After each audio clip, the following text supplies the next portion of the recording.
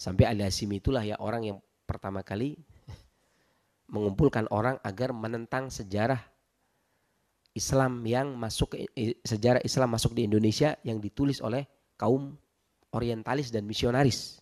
Itu ditolak sama dia. Dan dia itu sekumpulan membuat seminar sejarah masuknya Islam ke Indonesia itu tidak mengikut pola sejarahnya Sunan Kalijogo yang mengatakan abad ke-13 Islam masuk ke Indonesia dari bangsa Gujarat, tetapi yang benar Islam masuk ke Indonesia itu di abad-abad awal, abad 8 Hijriah. Ya. Tepatnya tahun 764.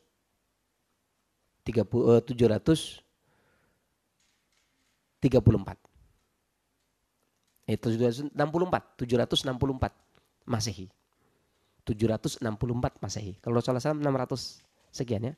764 Masehi itu sudah ada sekumpulan kaum muslimin yang membuat pemukiman di Padang. Dan kerajaan Islam pertama kali itu tahun 830 di Perlak. Bagaimana mungkin tahun 1300 baru masuk, sementara tahun 830 sudah ada kerajaan Islam pertama kali. Ya, itu berdasarkan data di buku Tuhfatun Nafis. Nah, ini dengar lagi nih, mungkin antum pernah dengar kitab Tuhfatun Nafis yang ditulis oleh seorang sastrawan dan raja dari Pulau Bintan namanya Ali Haji. Raja Ali Haji pernah dengar? Yang menulis Gurindam 12. Pernah dengar Gurindam 12? Tahu Gurindam 12. Tuhfatun Nafisnya enggak tahu antum. Ya. Beliau menulis sejarah. Kitab sejarah pertama kali di Indonesia, beliau orang yang pertama kali menulis sejarah lengkap di Indonesia adalah Raja Ali Haji dengan karyanya judulnya Tuhfatun Nafis. Dia yang menulis Gurindam 12. Terkenalnya Gurindam 12 gara-gara orang Belanda itu. Seharusnya dia terkenalnya sejarawan. Tapi orang Belanda mau menghilangkan Tuhfatun Nafis, kemudian dicuri Tuhfatun Nafis itu, kemudian dibawa ke Belanda.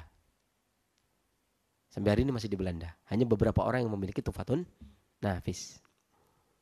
Ya, begitu pula dengan kitab Tajul Muluk, ya, yang ditulis oleh Al-Bukhari.